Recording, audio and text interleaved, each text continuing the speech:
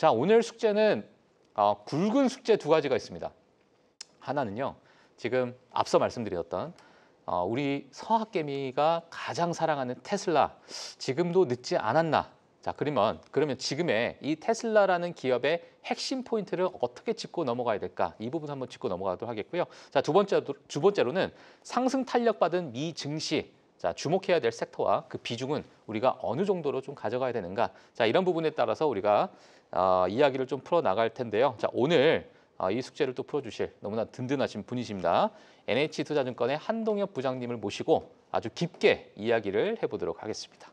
안녕하세요, 부장님. 네. 네. 안녕하십니까. 예. 자, 오늘 사실 이야기할 것들이 너무너무 많아서 네. 예.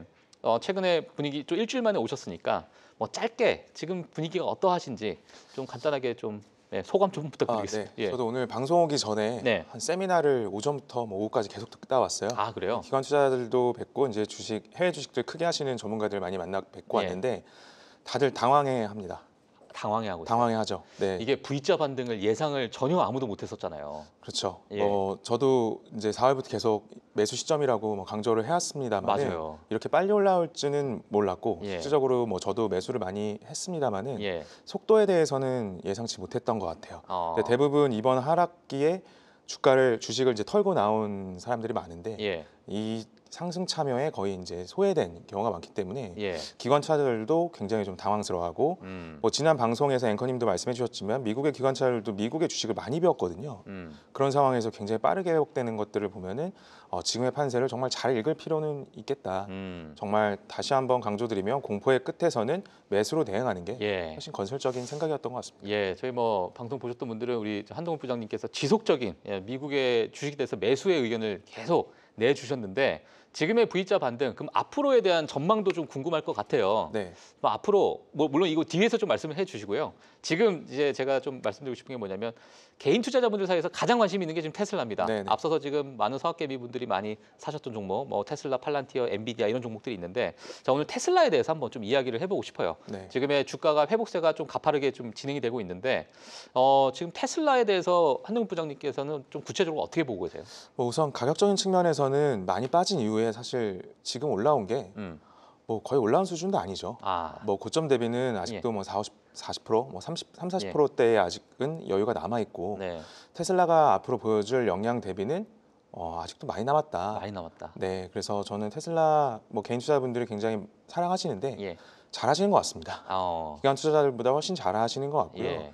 하지만 한 가지 유의점은 이 모든 당황스러움들이 어디서 발생하는지가 굉장히 중요한데 미국 주식을 보실 때는요. 예. 정말 우량한 주식, 테슬라 같은 주식, 엔비디아 같은 주식, 그리고 여타 제조업이나 또는 소비주들 이런 우량주들은 사고 팔려고 하는 타이밍적인 접근은 굉장히 실수를 많이 하게 합니다. 예. 그래서 사실 최근에 버핏도 주총에서 네네. 이야기들을 많이 했지만 예. 정말 미국 우량주들을 다룰 때는 정말 장기적으로 가져가면서 때때로 위기가 다가올 때 성장이 끊기지 않았다면 안 팔 고민을 하는 게 미국 주식을 하는데 훨씬 큰 도움이 될 겁니다. 네. 그래서 지금의 상황은 전 테슬라 같은 종목들은 체리피킹 영역이라고 여전히 보고 있고요. 예. 향후 26년도, 27년도 봤을 때 주가의 상승폭은 굉장히 저는 크게 나올 것이라고 기대하고 있습니다. 부장님께서는 2026년, 2027년까지 만약에 한 3년 정도라고 우리가 좀 가정을 한다면 네. 2025, 26, 27까지 주가는 어느 정도까지 좀 갈 거라고 보고 계세요? 사실 이 테슬라에 대해서 가장 좀 불리시하게 보는 미국의 기관 투자자가 그 아크 인베스트먼트거든요. 캐시우드. 캐시우드의 아크인베가 사실 29년 정도까지 네네. 테슬라의 주가를 가장 좋은 케이스에 3,000불 이상을 보고 있어요. 3,000불 이상. 네. 그 전에 나왔던 전망은 27년도까지 한 중간값이 한 2,000불이었고요. 네네. 저는 29년도까지 2,000불 이상은 저는 충분히 동의하는 바입니다. 2029년까지 2,000불. 네, 지금 330불 정도 수준이니까 네. 약 한 6배에서 7배 정도. 네, 그 테슬라의 앞으로의 그 관전 포인트는 예. 테슬라의 비즈니스 모델이 바뀐다라는 거거든요. 네네. 그러니까 제가 테슬라의 그 가장 최신의 컨퍼런스 콜을 굉장히 여러 번 들었습니다. 그 컨퍼런스 콜을 이제 실시간으로 참여하고 제가 리포트도 보내드리기도 했지만 네. 굉장히 여러 번 들으면서 느낀 거는 그 자동차 제조에 대한 이야기들은 거의 나오지 않습니다. 대부분 앞으로의 자율주행, AI 그리고 로보틱스에 대한 그 이야기들이 거의 한 7할은 차지하는 것 같아요. 네. 그러니까 대대적으로 우리가 앞으로 보게 될 테슬라의 미래는 정말 AI 기업으로서의 이익을 보여주는 네. 비즈니스 모델로 본격적으로 전환이 될 것이기 때문에 그게 시장에 안착하는 과정 속에서는 예. 저는 뭐 27년에서 29년 사이에 예. 2,000불 이상 도달한다는 아크 인베스트먼트의 의견에는 네. 대단히 동의하는 바입니다. 대단히 동의한다. 네. 알겠습니다. 그러면 우리가 사실 테슬라라는 기업을 봤을 때 논란이 끊이지 않는 것들이 있어요. 그러니까 모든 분들께서 다 긍정적으로 보시는 분들 있겠지만 또 한쪽에서는 테슬라에 대해서 그래도 한계점이 분명히 있을 것이다라고 보시는 분들이 있는데 지금 여러 가지 그 한계점들이 시장에서 나온 것들 좀 정리를 해보면서 제가 부장님과 좀 얘기를 해보고 싶은데요. 네. 사실 지금 최근에 그 미래 기술에 대해서, 그러니까 주식시장의 특성상 미래에 있는 기술에 대한 기대감 때문에 그 주가를 끌어오는 거는 뭐 저도 너무나도 다들 아실 거라고 생각이 들지만 이게 너무 좀 고평가되어 있는 게 아닌가 이렇게 또 보시는 분들도 분명히 계십니다. 그러니까 지금 뭐 포워드 PR이라고 우리가 굳이 본다면 약 한 150배 정도 수준에서 왔다 갔다 하고 있거든요. 예, 그러면은 이 150배가 과연 이게 유지가 될 것인가? 이게 수익화가 돼야 되는데 과거에 뭐 물론 이뤄낸 것도 있겠지만 이뤄내지 못한 사업 부분도 분명히 있거든요. 자율주행이 그중에 또 하나고. 그 이런 것들을 봤을 때 이게 과연 그 시대가 올 것인가? 이게 수익화가 될 것인가? 이거 어떻게 보고 계세요? 네, 아주 좋은 그 질문 주셨고 많은 분들이 이에 대해서 좀 긴가민가 하시죠. 하지만 우리가 정확히 알아야 될 것은 미래 성장을 대표하는 게 이제 PER이거든요. 이 퍼가 100배, 200배가 되는 게 너무 높은 거 아닌가 이런 두려움을 갖기 마련이에요. 하지만 아마존이 본격적으로 과거에 주가가 3, 4배 오르기 시작한 시점 그때 시가총액이 삼성전자 2~3개가 생겨났거든요. 아마존의 주가가 오르면서 그 전에 퍼가 한 200배 됐어요. 그러니까 상승 전에? 네네. 근데 그게 이제 결국에는 아마존이 해왔던 AWS나 커머스로 인해서 수익이 나오면서 그 퍼가 이제 정상 범위로 내려오는 거죠. 테슬라도 동일합니다. 그럼 테슬라가 앞으로 이익을 못 낼 것이냐? 아니거든요. 테슬라는 반드시 명시를 강하게 하고 있는 게 앞으로 AI에 대한 수익은 당장 6월부터 납니다. 오스틴에서 비감독 자율주행하는 거 유료로 합니다. 그리고 연말이 되면은 텍사스 오스틴뿐만 아니라 복수의 미국 주에서 시행이 될 거고요. 유료로요. 그리고 26년도 하반기 정도 되면은 결국엔 일론 머스크도 이걸 아주 잘 알고 있어요. 일론 머스크도 결국에는 재무적으로 파이낸셜리하게 이게 테슬라의 기업 가치에 도움이 돼야 되는데 그 시점은 26년도 하반기로 보고 있다. 그 얘기는 비감독 자율주행에 대한 이익이 굉장히 급격하게 상승하는 시기가 26년도 하반기 정도로 보고 있기 때문에 이게 이익이 담보되지 않은 미래의 PER을 땡겨온 게 아니다. 그래서 아예 PER이 낮다라고 하는 건 기대 자체가 없다는 거기 때문에 오히려 우리가 희망이 없다고 봐야 되고요. PER은 높아서 정말 기대감이 많지만 이거를 현실화시켜줄 수 있느냐가 중요한 거거든요. 그러니까 시험을 쳤을 때 정말 준비 많이 했는데 100점 맞을 수 있느냐. 테슬라는 그걸 할 수 있다고 보고 있고 실질적으로 수익화에 대한 것들은 가시적이기 때문에 저는 이거는 고평가는 아니라고 봅니다. 정상 범위로 들어올 거라고 봅니다. 그러니까 이제 일론 머스크라는 이 CEO의 리더십에 대해서 의문도 뭐 사실 이번에 정부 효율부 때문에 많이 좀 시장에 좀 들어왔었고 과거에 이 FSD를 상용화할 것이다라는 이야기가 늘 있었지만은 계속 미뤄졌던 부분도 있었고 근데 한편에서는 또 FSD 이번에 새로 나온 버전을 미국에서 겪어보셨던 분들은 이건 정말 끝났다. 이런 평가가 좀 나오고 있기도 하고요. 그렇죠. 그러니까 그런 부분이 지금 여러 가지 의견들이 좀 충돌하고 있는 것 같은데. 이거 한 가지를 같이 한번 생각해 보셨으면 좋겠어요. 저는 그 테슬라의 비감독 자율주행에 대해서 그러니까 인간이 개입하지 않는 자율주행은 120% 사람이 운전하는 것보다 안전합니다. 이거에 대한 이제 의심이 많기 때문에 이제 가타부타가 오고 가는 건데 왜 그러냐면요. 우리가 표현할 때 이 사람은 운전을 잘해. 이 사람은 운전을 못해. 초보야. 이런 표현을 하지 않습니까? 그러니까 사람은 못한다는 거예요. 기계보다. 왜냐하면 테슬라의 비감독 자율주행 FSD는 데이터에 의해서 정률적으로 움직입니다. 정확한 기준을 갖고 움직여요. 그리고 그건 정교해지고 있죠. 그러니까 사람은 아니잖아요. 요즘은 길 가다 보면은 운전하면서 휴대폰 보시는 분도 많고. 실질적으로 시선이 굉장히 많이 분산됩니다. 그리고 내가 지금 차 바닥에 뭐가 있는지 그 사각지대에 뭐가 있는지 모르고 운전합니다. 근데 사실 테슬라의 카메라를 기반으로 한 센서를 기반으로 한 자율주행은 모든 걸 알고 있거든요. 그러니까 저는 뭐 사실상 이게 뭐 정말 비교 대상이 아닐 수도 있다. F1 트랙에서 뭔가 경기를 하는 선수가 아니면 예. 그냥 일반 도로에서는 비교할 수가 없죠, 운전력. 아, 훨씬 안전합니다. 알겠습니다. 그러면 FSD에 대한 기술력은 향후 인간보다 더 나은 그런 주행을 보여줄 것이다라고 이야기를 하셨는데요. 최근에 사실 테슬라에 대한 이슈가 또 있어요. 왜냐하면 유럽 시장에 대한 이제 판매량, 이건 우리가 또 안 짚고 넘어갈 수가 없습니다. 네. 그러니까 유럽 시장에 대한 테슬라 판매량이 급감을 하고 있다라는 이야기. 전년 동기 대비해서 뭐 40%, 50% 급감하고 있다. 나라별로. 그러면 이게 전기차 시장 자체가 그러면은 성장을 저성장이나 또 역성장을 하고 있는가가 봐야 되는데 그건 또 아니에요. 아니죠. 그러니까 전기차 시장은 성장을 하고 있는데 맞습니다. 테슬라가 급감을 하고 있다는 얘기는 이게 시장에서 우리가 어떻게 도대체 바라봐야 될까? 네. 어떻게 봐야 됩니까? 일단 이건? 시장 자체를 말씀드리면 전기차 시장은 너무나 잘 번영을 하고 있죠. 예. 중국 같은 경우에 이제 전기차 비중이 50%를 넘었고요. 음. 지금 사실 어딜 가더라도 전기차 그 시설이 없는 데가 없습니다. 아마 네네. 지금 여기 한경수점 밑에도 아주 잘 돼 있을 겁니다. 맞아요. 의무적으로 해야 되기 때문에 예. 그렇기 때문에 지금 전기차 인더스트리는 굉장히 크게 번영을 하고 있고 음. 캐즘이 웬 말입니까? 오히려 가격이 뭐 배터리 소재나 이런 가격이 낮아졌기 때문에 네. 더 많이 보급되고 있는 게 사실입니다. 네네. 그럼 테슬라의 판매량은 왜 잘 안 나온다는 얘기가 계속 나오느냐? 음. 사실 이 부분도 테슬라의 컨퍼런스 콜을 들어보면은 굉장히 답답해합니다. 테슬라 경영진도요. 경영진도. 네, 왜 그러냐면 지난 1분기 때 테슬라는 모든 그 생산 시설을 앞으로 생산이 될 신형 모델 Y로 업데이트를 진행을 했습니다. 네. 굉장히 재밌죠. 여러 차종을 만드는 게 아니라 마치 이번에는 아이폰 뭐 15이냐, 아이폰 16이냐, 마치 휴대폰이 신형이 나오면 이제 구형이 안 나오지 않습니까? 네네. 신형에 굉장히 집중을 하는 것처럼 네. 단 한 가지의 휴대폰 만들듯이 테슬라는 신형 모델 Y의 모든 공장을 세팅해 놓고 있어요. 그렇기 때문에 지난 1분기에 생산량이나 인도량이 좀 적게 나온 거고 네네. 사실 주가 충격은 관세 이슈로 인해서 많이 빠졌기 때문에 그 안에 좀 희석이 됐다고 보여지고요. 네네. 그럼 앞으로의 그 과정은 컨퍼런스 콜에서도 일론 머스크를 비롯한 많은 경영진들이 굉장히 칭찬하고 있는 게 거의 한 5번에서 10번 사이에 찬사가 나옵니다. 모든 테슬라 직원들 고생하셨다고 하는 게 1분기까지 신형 모델 Y에 대한 생산 라인을 업데이트한 것에 대해서 굉장히 박수를 쳐주고 있습니다. 이제 시작이야. 램프업이라고 하죠. 이제 네네. 생산 확대가 되는 시기가 앞으로 맞이할 것이기 때문에 네. 그 어떤 그 뭐랄까요?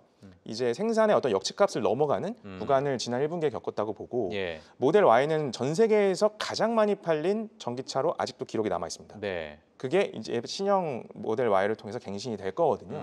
그렇기 때문에 이제는 신형 모델 Y가 로보택시라는 이름으로 바뀌죠. 네. 그리고 이제 사이버캡은 그 따로 나오는 네, 이제 모빌리티고 그 서비스고요. 네. 그렇기 때문에 이제는 다른 국면을 맞이하게 될 거예요. 알겠습니다. 자, 그러면 지금 뭐 새로운 모델 Y가 또 출시가 되면서 일부 교체되는 그러한 어떤 시기적인 부분이 일부 최근에 테슬라의 어떤 판매 급감을 좀 보여줬었다. 자, 이렇게 볼 수 있는데요. 제가 이제 사실 지금 테슬라라는 기업을 보게 되면은 6월에 있는 자율주행에 관련된 이벤트, 또 연말, 또 내년 연초에 있을 우리 휴머노이드에 대한 이벤트가 분명히 있을 것 같아요.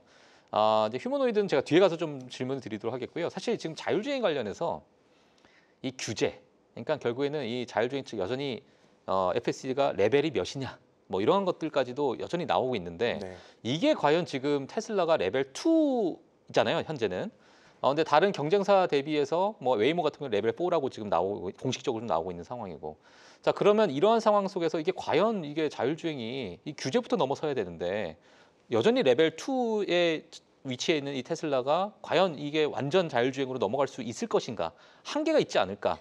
이거 어떻게 봐야 됩니까? 사실 테슬라는 지금도 비감독 자율주행을 할 수 있음에도 불구하고 네. 이제 그 본격적인 서비스 이전에 막아두고 있는 거죠. 네네. 완벽성을 위해서 막아두고 있는 거고 저는 뭐 미리 말씀드리면 6월에 시작하게 될 비감독 자율주행에서 뭔가 사고가 발생하거나 네. 그런 이슈들 때문에 혹시 주가가 출렁이면 그때마다 저는 매수 기회라고 일단은 먼저 말씀을 드리고 예, 오히려 싶고요. 예. 예. 그 웨이모나 다른 뭐 BYD의 자율주행하고 비교했을 때 예.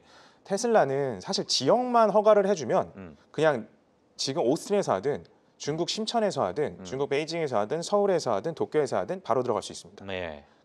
이거를 어떻게 그 이해를 해야 되냐면 지금 웨이모 같은 경우에는 그 테슬라 대비 주행 그 자율주행 데이터가 굉장히 적어요. 근데 테슬라 같은 경우 유저들이 정말 기상천외한 그 굉장히 그 자원봉사자 같은 예. 여러 가지 실험을 직접 해주고 있거든요. 네네. 팬덤으로. 그런 데이터들이 굉장히 두텁게 쌓여 있고 예. 실질적으로 어느 지역에서나 바로 가동이 가능하기 때문에 시작점 자체가 좀 다르다고 보고요. 웨이모 예. 같은 경우에는 사실 그 위에 라이다 센서나 이런 것들을 다 하면 사실 전체적인 비용이 1억이 넘거든요. 맞아요. 비싸죠. 네, 근데 예. 테슬라 이번에 신형 모델 Y 같은 경우에는 뭐 5, 6천만 원이면은 맞아요. 런치 패키지를 살 수 있으니까 네네네. 굉장히 그 생산성 면에서 비용 측면에서 다르다고 보고요. 음. 굉장히 음. 저는 이 테슬라를 이해할 때 음. 비용을 줄이면서 신기술을 도입해서 상용화하는 이 세 가지 키를 맞추는 거는 이걸 바로 혁신이라고 하거든요. 아. 그러니까 사실 이게 불가능한 거예요. 예. 신기술이 나왔는데, 그러니까 새로운 우리가 피처폰을 쓰다가 네. 스마트폰이 나왔는데 예. 피처폰 가격이랑 어. 비슷하거나 더 싸요. 네. 근데 훨씬 더 사용 가치가 있고요. 높고 네, 이런 가격적인 과정이거든요. 부분도 매력적이고. 네. 자, 그럼 가격적인 부분을 한번 좀 짚고 넘어가도록 하겠습니다. 중국 전기차 뭐 정말 귀 따갑게 많이 들었는데 지금 가격 경쟁이라는 부분은 전기차에 대한 가격 경쟁은 다들 아실 거라고 생각이 들어서 약간 좀 생략하고 넘어가도록 하겠고요. 지금 테슬라 기업을 봤을 때 가장 좀 고성장을 하고 있는 게 또 ESS, 그러니까 에너지 저장 장치인데, 자, 이 부분도 사실상 뭐 일부 정부 보조금에 좀 의존된 거 아니냐. 이게 정말 고성장을 하고 있지만 결국에 정부 보조금을 못 받게 되면 지금의 성장률을 보이지 못할 것이다. 이러한 이제 회의론자들이 분명히 있고, 배터리 산업 자체도 뭐 CATL이나 여러 이런 중국의 굴지에 이런 기업들이 정말 저가로 아니면 고성능 배터리를 지금 만들고 있는 이러한 많은 기업들이 있기 때문에, 물론 협업은 합니다만, 이러한 상황 속에서 과연 테슬라가 그 기업의 어떤 수익화를 하는 그 과정 속에서 한계에 부딪히지 않겠느냐. 네. 이 중국 기업들과의 가격 경쟁 때문에. 이 부분은 우리가 그 테슬라의 밸류에이션이나 뭐 그런 측면을 봤을 때는 어떻게 우리가 해석해야 될까요? 정말 잘 지적해 주신 게 예, 그게 예. 이제 테슬라의 조금 리스크적인 부분이에요. 사실 예. 테슬라도 이제 중국산 LFP 배터리를 굉장히 많이 사용하기 때문에 예. 사실 관세 이슈가 이제 자동차 그 관세 조세와 관련된 것들이 잘 풀리지 않는다면 그 부분에서 굉장히 좀 타격을 입을 수 있는 건 사실입니다. 그 부분도 이제 테슬라 경영진들이 잘 알고 있고, 예. 하지만 테슬라는 가장 그 현지화된 로컬 지역별로 뭐 중국이면 중국, 유럽이면 유럽, 뭐 미국 현지화된 그 자동차 회사이거든요. 예. 그러니까 중국에서도 사실상 다른 나라에서 그 부품을 가져오지 않고 중국 현지 테슬라 공장에서 사실 거의 모든 것들을 만들 수 있고요. 유럽 마찬가지고 예. 미국 마찬가지입니다. 그래서 사실 테슬라 경영진들도 이 관세와 뭐 이런 그 정치적인 이슈들 때문에 비용적으로 좀 허들이 발생하는 거에 대해서 현지화 전략을 사실 오랫동안 고민을 해왔고요. 예. 그 중에 좀 마지막까지 좀 어려움이 있는 거는 이제 배터리가 이제 맞습니다. 아. 하지만 테슬라 내부적으로도 중국 내에서 배터리를 생산하는 것도 예. 지금 준비를 하고 있고요. 미국에서 자체 LFP를 또 생산하는 것도 준비를 하고 있으나 네. 그것은 시간이 좀 걸릴 시간이 좀 걸릴 시간이 좀 것이다. 걸리겠죠. 뭐 그 부분이 좀 리스크 포인트는 그 부분은 또 친환경 에너지와 또 결합이 있어야 또 ESS를 또 많이 쓰는 수요가 많아지니까. 네. 예. 근데 사실 ESS 부분에서 미국의 정책 보조금을 받는 거는 오히려 좋은 일이죠. 그렇죠. 정책 보조금을 그렇죠. 받아서 예. 사실 그 저장 장치의 확대를 하는 거는 굉장히 좋은 일이고, 여기서 이제 중요한 포인트는 뭐냐면 이번 실적 발표 컨퍼런스 콜에서도 나온 게 이 ESS 이 에너지 사업 부분에서 지금까지 테슬라 경영 역사상 가장 좋은 그 효율을 보였거든요. 예. 경영 효율, 이익률을 보였거든요.